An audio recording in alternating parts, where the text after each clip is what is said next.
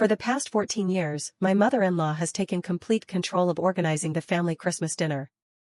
She's the one who decides everything, including exactly where every person at the table sits. Every single year, my 3 kids end up at the so-called kids' table down in the basement. Meanwhile, my sister-in-law's children always get seats upstairs at the main table. According to my mother-in-law, it's because they supposedly know how to behave better. At first, I tried not to make a big deal out of it.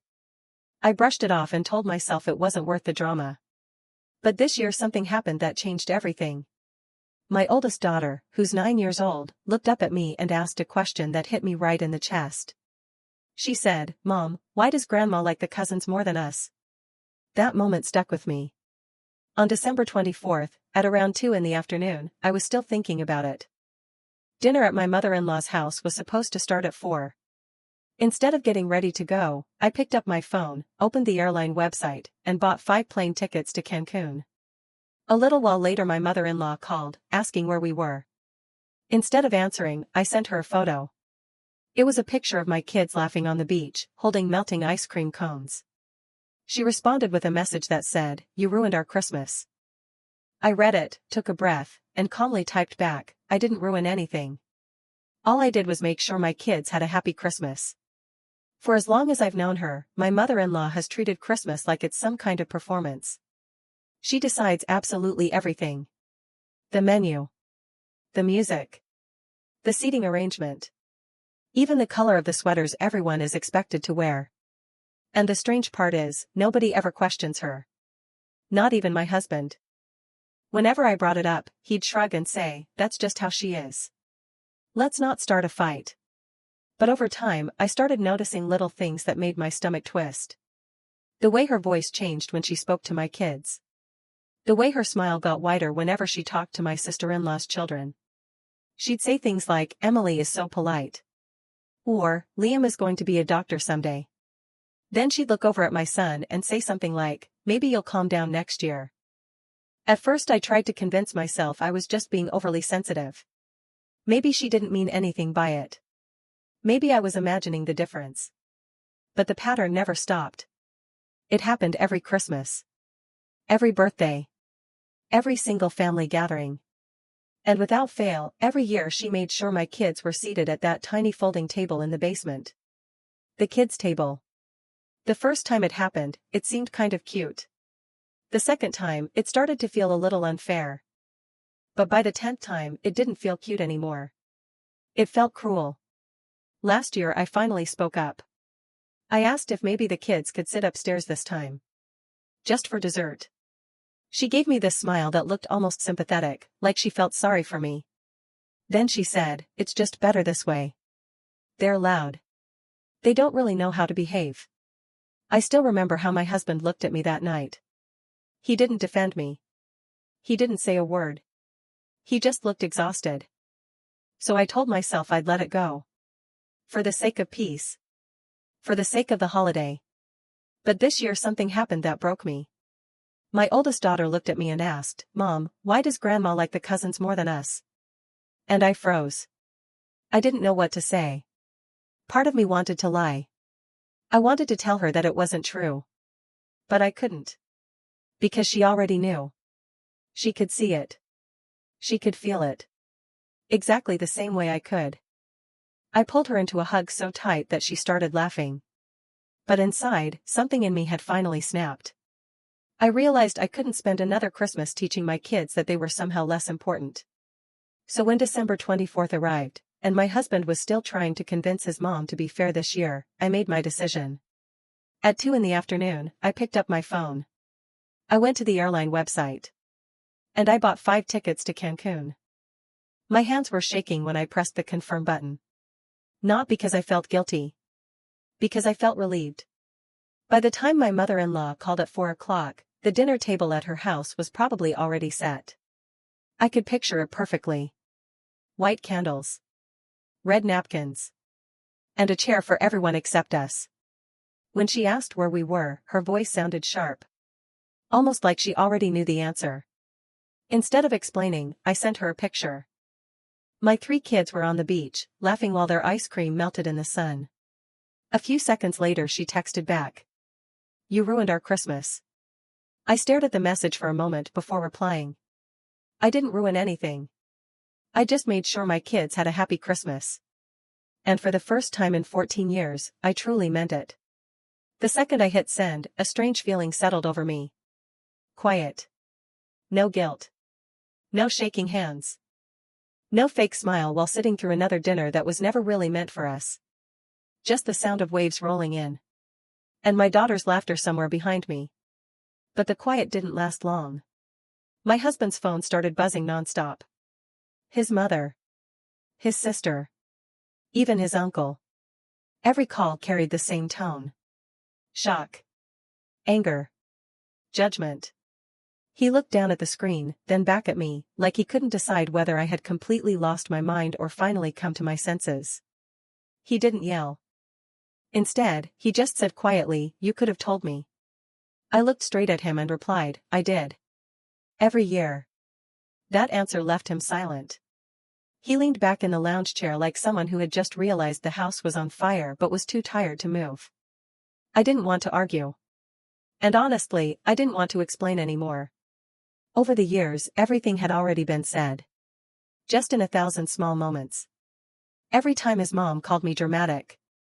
Every time he told me to ignore it. Every time my kids came home quiet after visiting her house. We sat there in silence for a while. Then my son came running toward us, his knees covered in sand. "Mom. The water's so warm." I smiled and said, "Go play. We'll be right there." And that's when I noticed something. My husband's expression softened just a little as he watched the kids. They were building something together in the sand. No one telling them where to sit. No one correcting how they behaved. No one pointing out what they were doing wrong. He quietly said, "They look happy." I almost told him the truth. Of course they do. You just never notice because your mom never lets them be themselves. But I didn't say it. I just nodded. That night, while the rest of his family was probably posting pictures around their perfect dining table, we were sitting on plastic chairs at a small beachside restaurant. The food wasn't fancy. There were no matching napkins. No schedule. No performance. But when my daughter rested her head on my shoulder and whispered, "This is the best Christmas ever," I nearly started crying. Later that night, after the kids had fallen asleep, my husband finally spoke again. "She's furious," he said. "She says you embarrassed her in front of everyone." I sighed and replied, "She embarrassed herself the moment she decided our kids weren't good enough for her table." He didn't argue. And honestly, that silence said everything. After a while he asked, "So, are we ever going back?" I looked out at the ocean, watching the moonlight catch the foam of the waves. "I don't know," I admitted. "But if we do, things will have to change." He nodded slowly.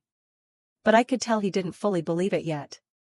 He'd spent his entire life being trained to keep the peace, no matter who got hurt in the process. Still, something shifted that night. For the first time, he didn't call his mom again before going to bed. Instead, he turned off his phone and pulled me close. For once, we weren't pretending everything was fine. The next morning we woke up to more than a dozen missed calls. There was also a message from his sister. "I can't believe you let her do this." My husband stared at the message for a long moment. Then he slowly deleted the entire conversation. Looking at me, almost like he was thinking out loud, he said, "Maybe this wasn't such a bad idea after all." I didn't say it out loud, but I knew something important. This was only the beginning. Because once we went back home, there were going to be consequences. His mother wasn't the kind of person who forgets things like this. And honestly, a part of me wasn't sure I even wanted her to. The day we flew back, I already knew the peace wouldn't last. The trouble started before we even reached the house. The moment my husband turned off airplane mode, his phone lit up again. Missed calls. Texts. Voicemails. I didn't even need to hear them to know exactly what they said. His mother never lets things go. When we pulled into our driveway, he stayed sitting in the car for a long time, scrolling through the messages. And as I watched him, I could see his face slowly tighten. After a long moment of silence, he finally spoke. "She wants to come over," he said. I couldn't help it, I laughed. "Of course she does," I replied. She needs an audience for her disappointment. He didn't respond to that. Instead, he pressed his fingers against his forehead and said quietly, "Can we please not make this worse?" But in my mind, when someone treats your kids like they don't belong, it can't really get worse than that. At that point, it's not about worse. It's about being done. That evening I made pasta for dinner. The kids were still glowing from our trip. They were sunburned, exhausted, and happier than I'd seen them in a long time. They were sitting at the table showing me the shells they'd collected on the beach when I heard it. A knock on the door. 3 sharp knocks. The kind of knock that doesn't ask permission. The kind that says someone already believes they belong inside. I didn't want to answer it. But I did. The second I opened the door, she stepped inside before I even had the chance to say a word. Her coat was still on. Her lips were pressed together tight. The smell of her perfume filled the room so strongly it almost made my head ache. Her eyes immediately scanned the room. First the kids. Then me. "I hope you're proud of yourself," she said. I didn't answer. She continued without missing a beat. "You humiliated this family. Do you have any idea what people were saying when you didn't show up?" I shrugged slightly and said, "Maybe they said it finally felt peaceful." My husband quietly whispered my name, trying to stop me. But I kept my eyes locked on her. For once, I wasn't going to shrink. She slowly looked around the house like she was inspecting the place. "You've changed him," she said. "He doesn't even answer my calls anymore." Part of me wanted to say, maybe that's because you treat him like he's still 10 years old. But I held that thought back. Instead I said calmly, "He's allowed to have boundaries." She crossed her arms immediately. "Boundaries?" she scoffed. "Family doesn't need boundaries. You're poisoning him against me." That word, poisoning, caught in my throat. For a split second, I thought I might lose my temper. But then I noticed something. My daughter was standing in the hallway, quietly watching us. I swallowed the anger down. Then I said carefully, "I'm protecting him. And I'm protecting our kids. You're welcome to visit. You can see them. But if you ever make them feel small again, you won't." Her expression shifted instantly. This time the shock on her face was real. No one had ever spoken to her like that before. "You think you're better than me?" she asked. I shook my head. "No," I said. "I just think my kids deserve better." After that, she turned and left. She didn't say goodbye to her son. She didn't say a word to the kids. All we heard was the sharp click of her heels on the steps outside. Then the door slammed. And everything went quiet. My husband stood there for a long time, staring at the door. I waited for the moment I thought was coming. I expected him to defend her. Or blame me. But he didn't. Instead he finally said softly, "I didn't realize it had gotten this bad." I turned toward him. "It's been this bad for years," I said. "You just didn't want to see it."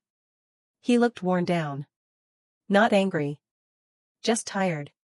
Later that night, after the kids were asleep, he said something else. "She's not going to forgive us." "That's fine," I told him. "I'm not asking her to." He sat there quietly for a while. Then he said something I never expected to hear. "She once told me she never really liked you." I felt myself freeze. "Why?" I asked. He sighed. "Because you remind her of herself." I stared at him. "What does that even mean?" He leaned back and explained. "When she was growing up, she was always treated like she wasn't enough. Her own mother used to compare her to her cousins all the time. The same way she compares our kids now. I think she's been repeating that pattern without even realizing it." For a moment, I didn't know how to respond. I wanted to be furious. But what I actually felt was something else. Sadness. Because pain like that doesn't disappear. It just gets passed down from one generation to the next. Like some old family recipe nobody ever asked for. And that's when something clicked in my mind. This wasn't really about Christmas dinner. It was about generations of people trying to earn love that should have been given freely. But understanding that didn't mean I was willing to keep it going. I looked at him and said, "Then it stops with us." He nodded slowly. "Yeah," he said. "It has to." For the first time, I believed he meant it. I assumed things might calm down after that night. But I should have known better. In my mother-in-law's world, silence never meant peace. It meant strategy. At first, she stopped calling entirely. Then the messages started. Short texts, heavy with guilt. They didn't feel like attempts to reconnect. They felt like traps. The kids must miss their cousins. I hope you're proud of breaking this family apart. Your husband doesn't even call his mother anymore. You must be happy now. Every message ended the same way. With a period. Never an emoji. She wasn't trying to talk. She was trying to sting. I never replied to any of them. But I quickly realized she had found another way to communicate. Through other people. His aunt called one day, pretending she just wanted to check in. Then his sister sent a message about how Mom has been so sad lately. Even his cousin, someone who hadn't spoken to us in months, suddenly texted asking if we were okay after everything that happened. They all sounded the same. Gentle concern mixed with quiet judgment. Like I was the villain in a family drama I never signed up for. My husband kept trying to stay neutral. She's hurt, he'd say. You know how she gets. And every time, I'd answer the same way. I know. That's exactly the problem. He never argued with me. But I could see the tension growing in him. He was stuck between two worlds. The mother who raised him. And the family he built. One evening I came home and found him sitting at the table with a pile of mail. He had that look on his face. Heavy. Worried. Trying not to show it. She invited us to Easter dinner, he said. I let out a laugh, but it sounded bitter. Oh, I said. So now we're forgiven? He shrugged. She said she wants to make peace. I stared at him. Do you actually believe that? He didn't answer. And that silence told me everything. He wanted to believe it. Not because he trusted her. But because he missed the illusion of family harmony. Of course the kids overheard us. They always do. My oldest daughter looked up and asked quietly, "Do we have to go?" That simple question hurt more than anything his mother had ever said to me. I knelt down beside her. No, I told her gently. We don't have to go anywhere that doesn't make us happy. She nodded slowly. Like she wasn't entirely sure adults were capable of keeping promises like that. Later that night, after the kids were asleep, my husband and I sat on the couch. The TV was on, but neither of us was really watching. You know what I realized in Cancun? I said. The kids laughed more in those 3 days than they have during years of family holidays. He looked at me, his eyes tired but softer than usual. Yeah, he said quietly. I noticed that too. So tell me something, I continued. Why would we ever go back to something that makes them feel small? He rubbed his face slowly. Because that's what families do, he said. They try again. I shook my head. No, I told him. Healthy families try again. The rest just repeat the same pain and call it tradition. He didn't argue. He just reached over and took my hand. His grip was warm. Almost apologetic. The next morning I woke up to another message. This one was from his sister. Mom says she's going to make sure everyone knows what really happened last Christmas. The words made my stomach sink. Because now this wasn't just guilt. It was war. She wanted her control back. And if she couldn't get it through him or me, she'd try to get it through the rest of the family. Later that afternoon my husband came home from work. His phone was in his hand. His jaw was tight. She's telling people you screamed at her, he said. That you banned her from seeing the kids. I closed my eyes. Of course she is, I muttered. He looked at me and asked, so what do we do? I met his eyes and said calmly. Nothing. Let her talk, I told him. We'll keep living our lives. Sooner or later people will see the truth. He wanted to believe that. I could see it in the way he nodded. But I knew better. In families like his, the truth isn't always what matters. The story matters. And his mother had spent her entire life becoming a master storyteller. Still, I wasn't going to let her rewrite my story. If she needed a villain, fine. I could live with that. As long as my kids never had to feel like the villains in her version of the story again. The rumors spread quicker than I ever expected. At first it showed up in small, quiet ways. Family members stopped liking my posts online. Some cousins suddenly forgot to invite us to birthday parties. Comments under our photos quietly disappeared. At first I tried to ignore it. But it's hard not to notice when people start treating you like a secret no one is supposed to mention. One morning I ran into my husband's aunt at the grocery store. She gave me a smile. But her eyes told a different story. There was curiosity there. And judgment. Well, she said lightly, I heard you and Linda had a disagreement. I almost laughed at that. A disagreement. If emotional manipulation counted as a disagreement, then sure, we'd had one. We just needed some space, I told her. She nodded politely, though it was obvious she didn't believe me. Then she added, she's been so heartbroken. She says she doesn't even recognize her son anymore. I could feel the anger bubbling up in my chest. But I forced a polite smile. Maybe she's finally seeing who he really is, I said. That ended the conversation pretty quickly. She walked away pretending to study her shopping list. When I got home, my husband was sitting at the kitchen table again. Same chair. Same heavy expression. He looked up and said, my mom called earlier. She was crying. She says she doesn't know how to fix this. I shook my head. She doesn't want to fix it, I replied. She just wants to win. He didn't argue with me. But I could tell he knew I was right. Later that evening he got very quiet. The kind of quiet that makes you uneasy. Because it usually means something is about to break. Finally he spoke. I'm going to talk to her, he said. Alone. I didn't fight him on it. Maybe he needed to hear certain things for himself. Maybe he needed to see it clearly. He left the next morning. I watched him drive away with the same expression he always had before visiting her. Half guilt. Half dread. Hours passed. No texts. No calls. Just silence. When he finally came back, the sun was already setting. And he looked hollow. He sat down at the table and said quietly, you were right.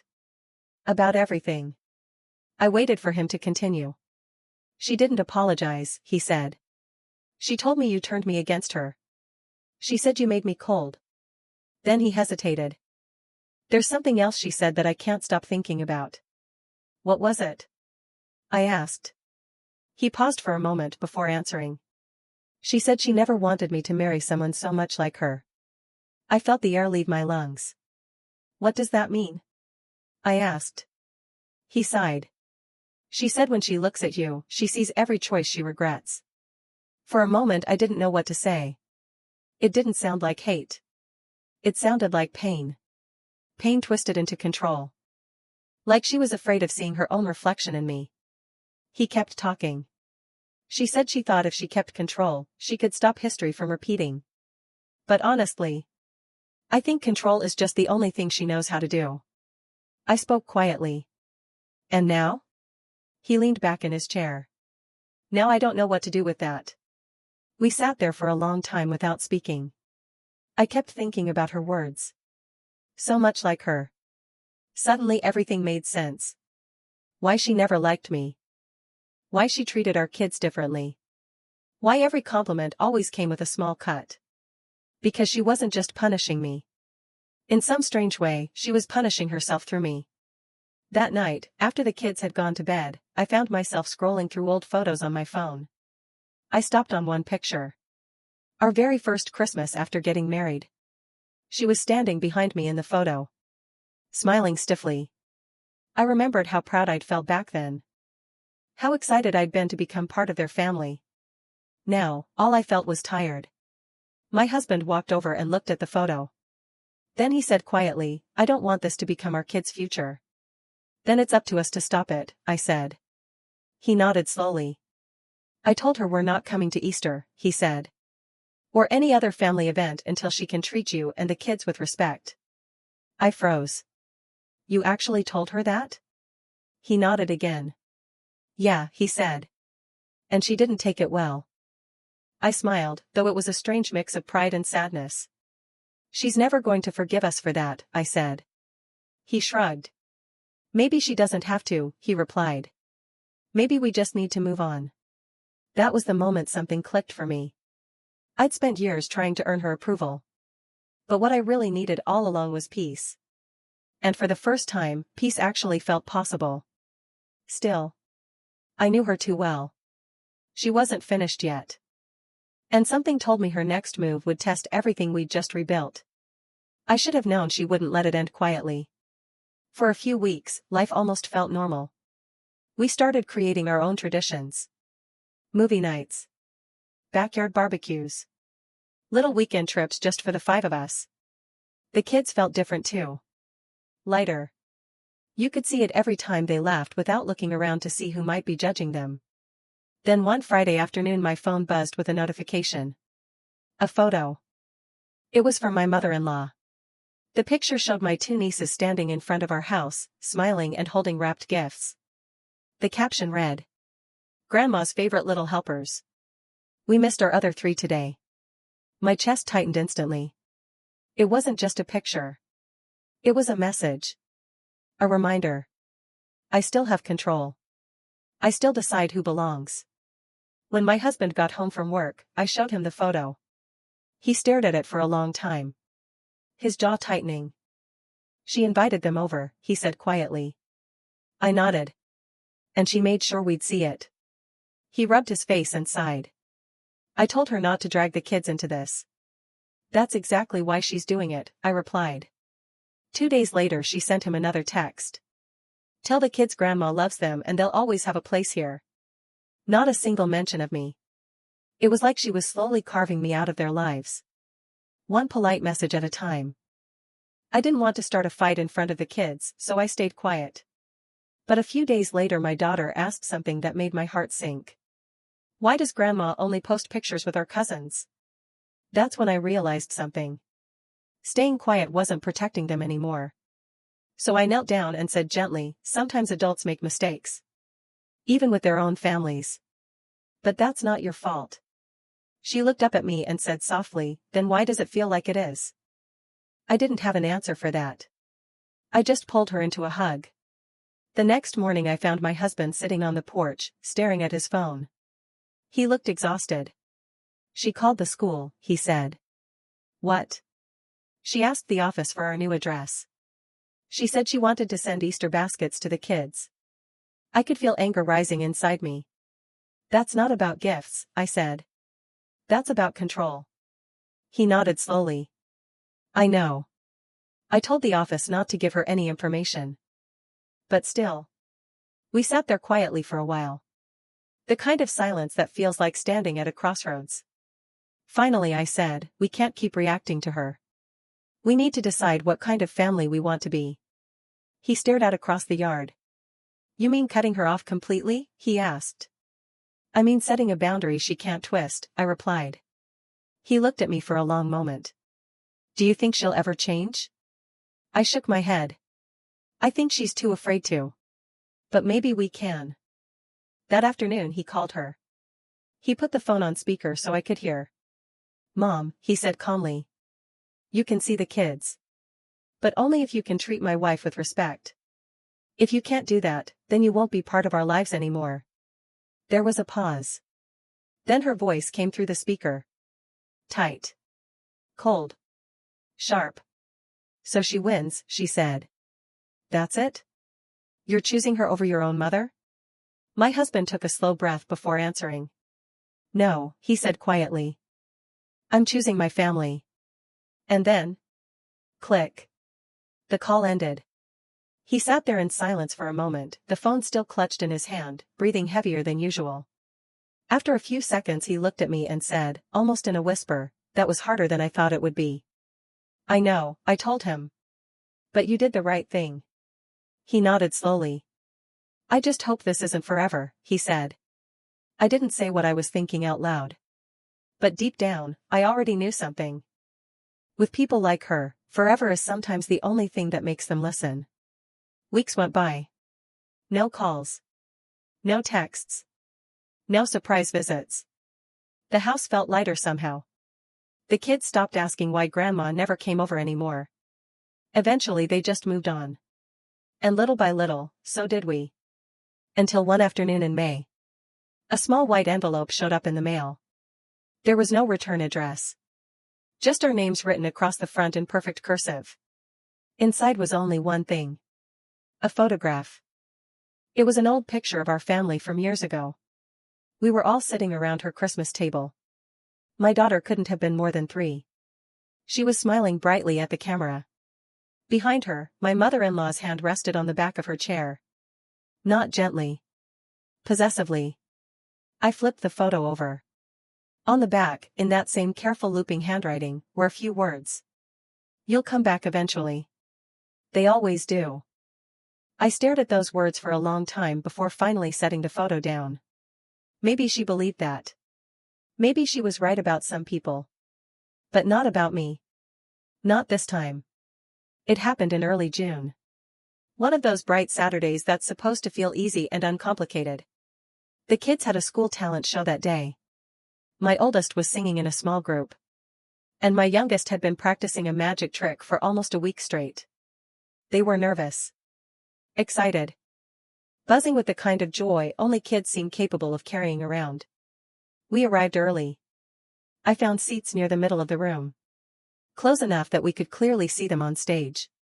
But far enough that we didn't draw attention. My husband went off to grab some bottled water. I was kneeling down helping our youngest tie his shoelace when I felt it. That strange shift in the air. A quiet ripple of whispers spreading through the rows behind me. When I looked up, I saw her. My mother-in-law. She was standing near the back of the auditorium. Wearing her usual cream-colored coat. The one she always wore to family gatherings. Like it was some kind of armor. She didn't wave.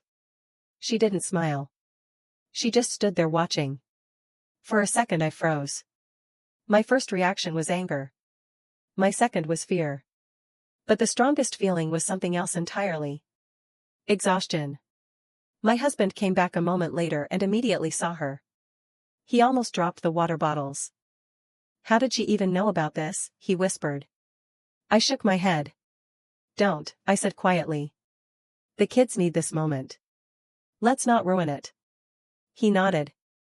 When the show finally started, I forced myself to focus on my daughter's voice. It was shaky at first. But with every line she sang, it grew stronger. At one point her eyes scanned the crowd until they landed on me. She smiled. A big, fearless smile.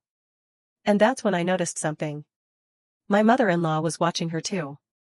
There was something different in her expression. Not pride exactly. But softer than anything I'd ever seen on her face before. When the performance ended, the kids came running toward us. Jumping. Laughing. Waving their participation ribbons like trophies. It was loud and chaotic and full of pure happiness. For a moment, everything else faded away. Until I turned around. And saw her walking toward us. My daughter's hand tightened around mine. My husband stepped slightly forward. Not enough to block her. Just enough to make something clear. This was our family now.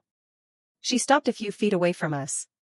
"I just came to see them," she said quietly. "I didn't want to cause trouble." Her voice sounded different. The sharp edge was gone. It sounded smaller. I nodded once. "You could have asked first." She looked down briefly. "I didn't think you'd let me." I let out a slow sigh. "You made it hard for us to trust you." She glanced at the kids. Then back at me. "I know," she said softly. "I didn't realize how much, until you left." For a moment everything around us seemed to fade. Parents walked past. Kids laughed and shouted. But all I could hear was her voice. She reached into her purse and pulled out a small box wrapped in silver paper. "Can I give this to them?" she asked. I hesitated. My daughter looked up at me with curious eyes. My husband stayed quiet. Finally, I nodded. "Go ahead." She knelt down and handed the box to the kids. "This is for when you remember that Grandma loves you," she said softly. My daughter gave a polite smile, but she didn't step any closer. My son simply said thank you, the way kids do when they aren't quite sure what's happening. After that she stood up again and looked at me. "You don't have to forgive me," she said. "But I want to do better. If you'll let me." I didn't answer immediately. There were 100 different responses running through my head. Some angry. Some kind. But none of them felt right. So instead I just said two simple words. "We'll see." She nodded slowly, like she understood that was the most I could offer. When she turned to walk away, I noticed something.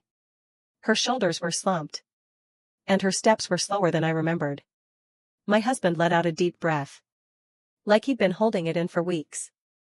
"Do you think she means it?" he asked quietly. "I think she's scared," I said. "And maybe, that's finally enough." That night, after the kids were asleep, we opened the box. Inside the box were 3 small seashell necklaces.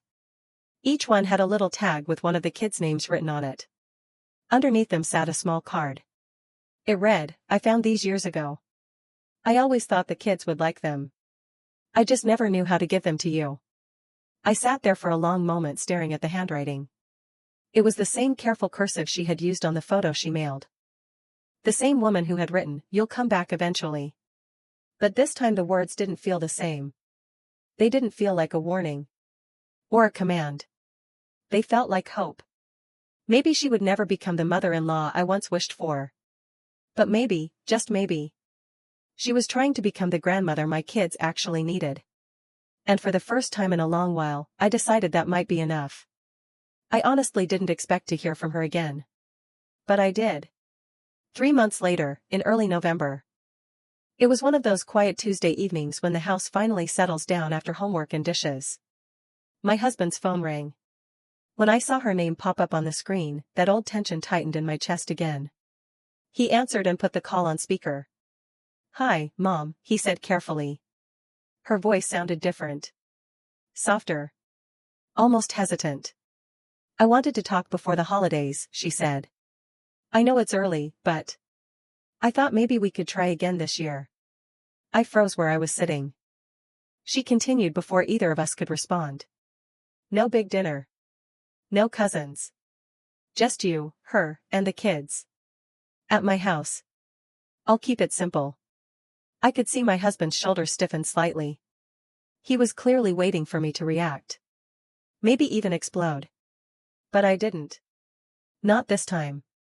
Instead, I spoke quietly. "We'll think about it." She didn't argue. She didn't push. "All right," she said. "That's all I'm asking." Then the call ended. My husband looked at me afterward. "You really want to consider it?" he asked. I shrugged a little. "I don't know," I admitted. "But if she's actually trying to change, maybe we should at least see if it's real." He nodded slowly. Though I could still see the doubt in his eyes. Over the next few weeks, she sent the occasional text. Small messages. Careful ones. Mostly asking about the kids. What they liked. How school was going. There was no controlling tone. No guilt. Just effort. It felt strange. But in a good way. Almost like watching someone relearn a language they hadn't spoken in years. When December finally came, I made my decision. I said yes. We agreed to Christmas Eve dinner. Just the 7 of us. She promised to keep everything simple. I wasn't exactly sure what simple meant coming from her. But I wanted to give her the benefit of the doubt. On Christmas Eve we arrived a little early. The air outside was cold, the kind that smells faintly like pine trees and cinnamon. When we walked into her house, I stopped in my tracks. There was no assigned seating. No kids' table. Just one long table set up with enough chairs for everyone. The old perfectionism was gone. The candles didn't match. Neither did the dishes. For the first time since I'd known her, the house looked like an actual home instead of a museum. She greeted the kids with hugs that felt a little awkward. But genuine. Then she turned toward me. "I made your favorite pie," she said softly. "I remember you liked it once." It was such a small detail. But it hit me harder than I expected. We sat down and ate. The conversation stayed light. Careful. My husband looked like he had been holding his breath since we arrived. But by the time dessert came around, even he had relaxed enough to smile. The kids were laughing, passing the whipped cream back and forth, their cheeks flushed and happy. Then, halfway through dessert, my mother-in-law said something none of us expected. "I know I can't undo how I made you feel," she said quietly. "But I hope tonight shows that I'm trying." I swallowed before answering. "It does." She nodded and gave a small smile.